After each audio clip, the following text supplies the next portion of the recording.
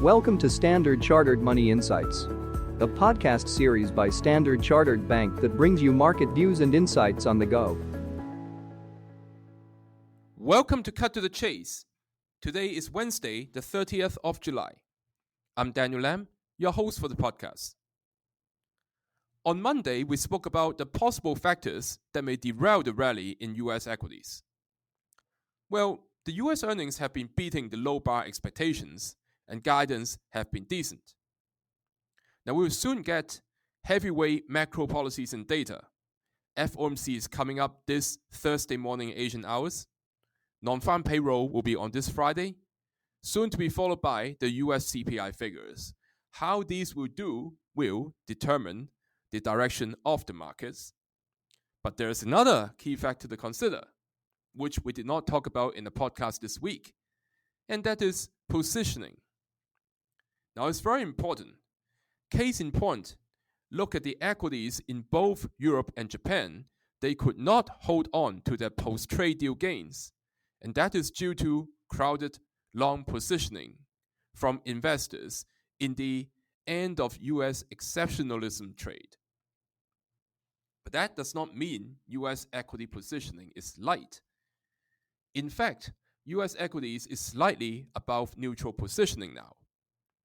And if you remember, in the second quarter of this year, the light positioning in US equities had been a key supporting factor.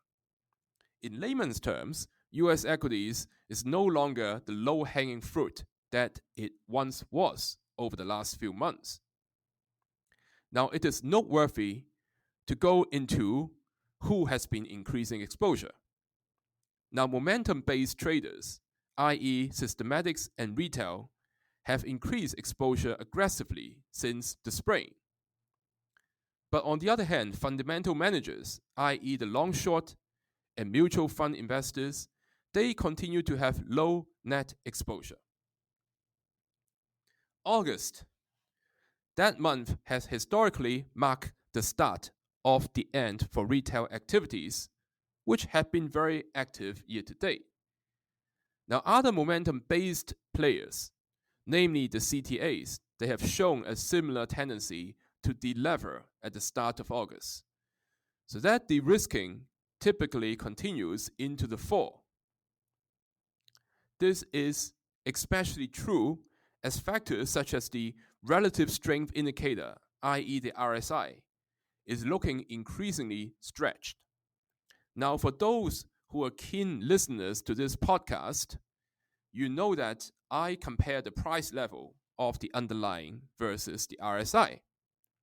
So right now, the S&P 500 index is going higher with the RSI, but the RSI is, quote-unquote, getting tired. It is difficult to see how the strength of the rally can be increasing significantly from here, as much of the good news has been priced in.